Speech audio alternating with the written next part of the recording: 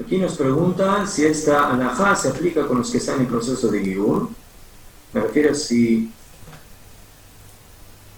se puede sentar en la mesa con... No, ¿verdad? No me entendieron. No, cuando yo dije sentarse en la mesa, no es de que un yehudí no se puede sentar en la mesa con un no yehudí. El tema es de que no coma el pan que preparó el no yehudí. Esa es la cabana. Que no coma la comida que cocinó el no yehudí. No estoy hablando de sentarse en una mesa. Yo me puedo sentar en una mesa con un yehudí, no hay ningún problema. Si por ejemplo viene a mi casa y yo lo invito y él se sienta a comer en mi casa y come mi comida, no hay ningún problema, chumaya. Y si yo le sirvo mi vino también no hay ningún problema. El problema es al revés. El problema es que yo como su comida y como su vino, ahí está el problema. No es la mesa como mesa. ¿Bien? Y el tema del proceso del Gibur, sí, es la misma halajá. La persona que está en proceso de Gibur, hasta que no es Yehudí 100%, no es Yehudí. Entonces, ¿qué vamos a decir? Bueno, si está en el principio del Gibur, ya no hay problema, ya hay problema. Si está en la mitad, medio problema, y si está... No, hasta que no se termine el proceso, la halajá no hace diferencia entre las personas.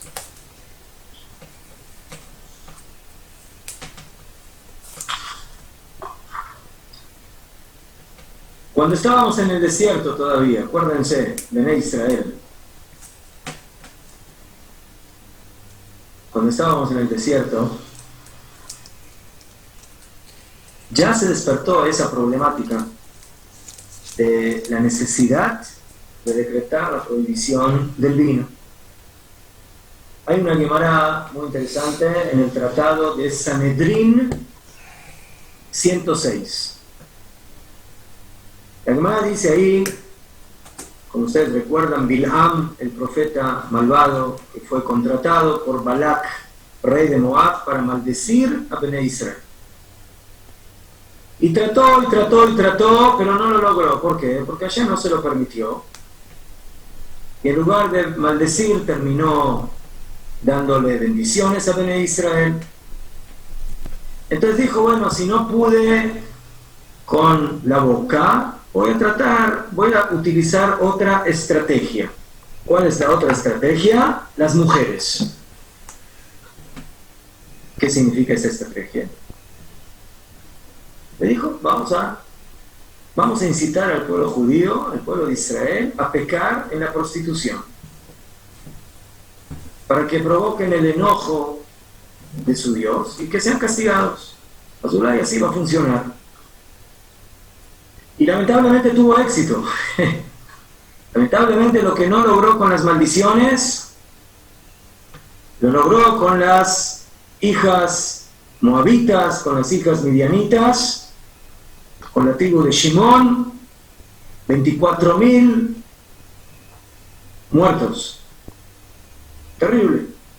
¿Sí? Como la pandemia, como la epidemia en España y en Francia y en Inglaterra, ¿sí? Muchos muertos. ¿Y eso fue por qué? Por el vino. Así dicen Jajamín. ¿Cómo llegaron esas personas a mantener relación y a prostituirse y a hacer idolatría con las mujeres midianitas y moabitas? Por un solo motivo. Porque se sentaron a tomar unas copitas con las mujeres de Midian. Y así cuenta la Gemara que Bilam propone de levantar cerca del campamento de Israel carpas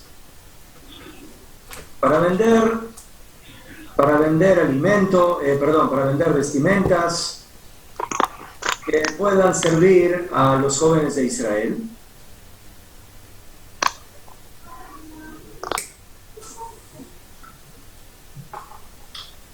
Y poner ahí mujeres que prostituyan a Bené Israel. ¿Y cómo era la estrategia? En la parte de afuera ponían a una mujer anciana que no llamaba la atención, y dentro de la carpa ponían a una mujer joven y atractiva.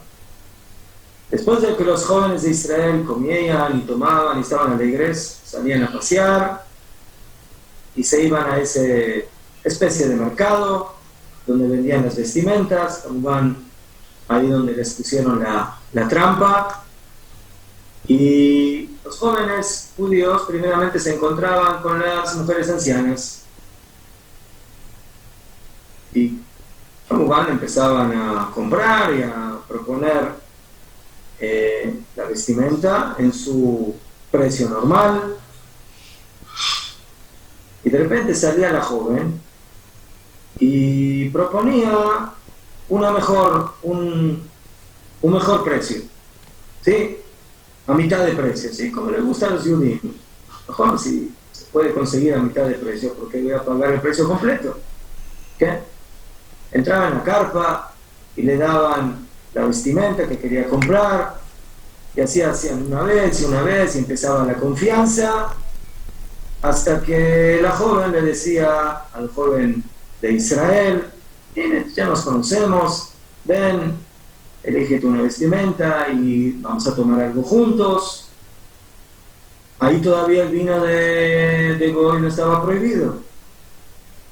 El judío empezaba a tomar, y tomaba, y se despertaba, y el Yetzer Hara empezaba a actuar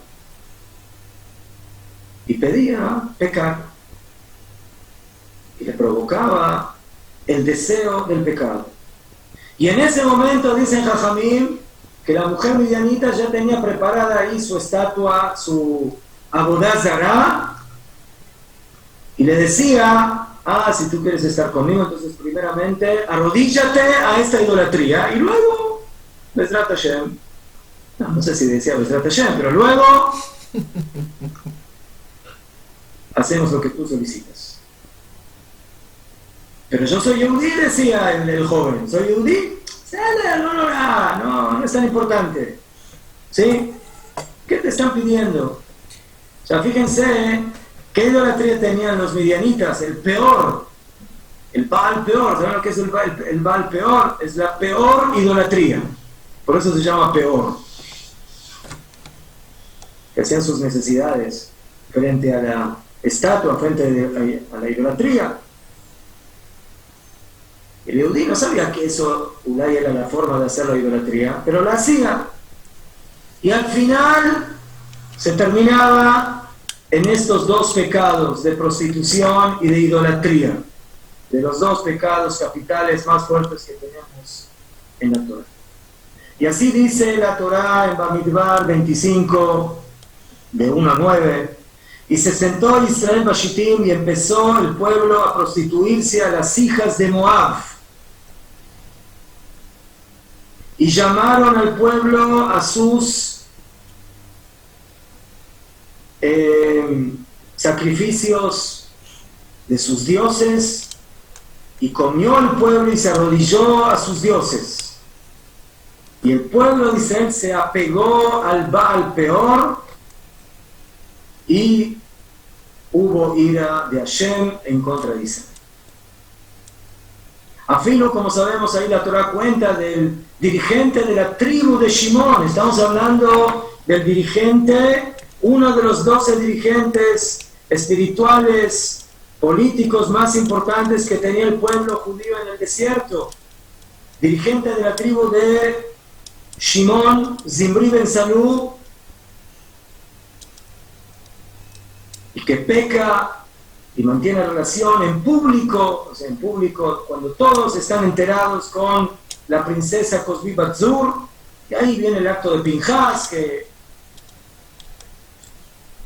santifica el nombre de Dios, quitándoles la vida, pero ahí básicamente se dio esa epidemia donde murieron 24.000 personas.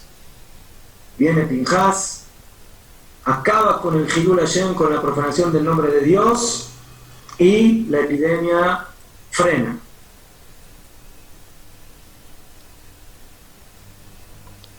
Todo esto, ¿cómo empezó, señores? ¿Cómo comenzó?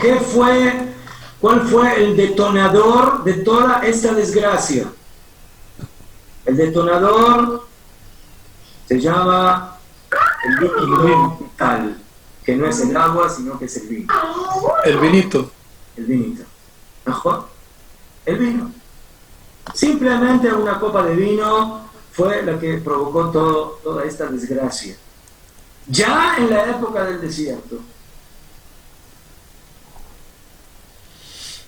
Por eso nuestros jajamim fueron tan exigentes y prohibieron de manera rotunda no solamente el vino idólatra, de la idolatría, del servicio de la idolatría, sino que prohibieron lo que se denomina stam yeinam. Afilo stam, entro en una tienda y quiero comprar una botella de vino que no tiene nada que ver con la idolatría. Es un vino normal, no, es un vino normal, pero que no fue manufacturado y preparado por Yehudim, y no solamente por Yehudim, tiene que ser Yehudim Shomrei Shabbat, que cuidan Shabbat, que son observantes. En este tema no solamente los Goim son problemáticos, afilo los Yehudim que no cuidan Shabbat son problemáticos.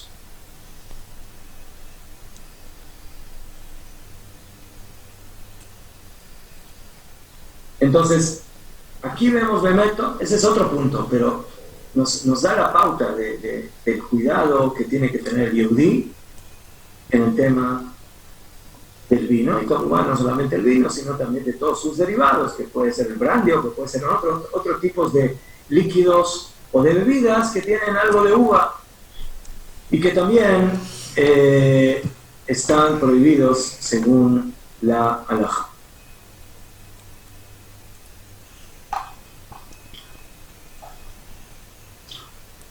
Y aquí pregunta Yohai que hay Benei Noach que no son idólatras. No, hay Benei Noach que no son idólatras. Así que es un tema que hay que analizar, pero Jajamim básicamente prohibieron en general.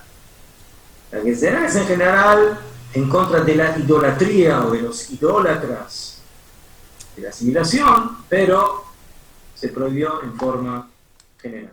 Historia interesante. La encontramos en el Tanaj en la época final del primer Bet HaMikdash, después de que Nabucodonosor, emperador de Babel, conquista el reinado de Yehudá, toma en cautiverio a jóvenes de buenas familias de Yerushalayim, y entre ellos está Daniel, Hananiah, Mishael, Azariah.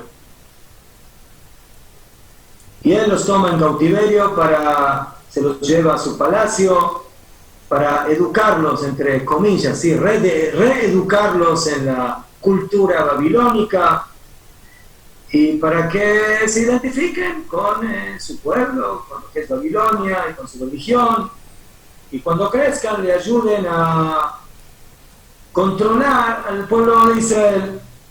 Mientras tanto, cuando eran pequeños, los utilizó cuando los tenía presos para amenazar a los demás pueblos que si ellos se van a rebelar en contra de él, entonces va a matar a esos niños. Y así hacía con diferentes pueblos, ¿sí? Era una estrategia que tenía para provocar el miedo y el temor de las demás naciones cuando veían que tenían a sus hijos pequeños que no les hagan daño. A diferencia, por supuesto, de otros jóvenes que de manera inmediata estaban dispuestos a asimilarse y adoptar la cultura y la religión de los Babliim, y no había ningún problema de hacer lo que ellos hacen y de comer lo que ellos comen y de vestir como ellos se visten. Daniel, sí, quiso cuidar su identidad judía, su identidad de Am Israel, y quedarse apegado a la emuná de sus padres, ¿qué? Para que no sea influenciado en la cultura de Babel, y por eso él decidió abstenerse de comer el pan que ellos le servían. El pan, el vino y el aceite.